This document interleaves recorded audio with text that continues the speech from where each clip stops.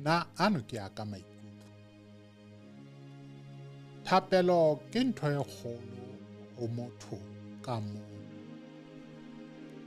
Ho sa kgathalatsehe hore na thapelo o e etsa o na le baradi le barwetsana le bahlanka ba sebeletsang mmuso wa lefifi. Thapelo e hlola le ha o so tshwerwe ke diabolosi a batla ho sebetsa ka wena. Ha o laka wa etsa thapelo ka tsela efe kapa efe e o tla iteanyang le Modimo ka yona, Modimo o ntsa o hlolela.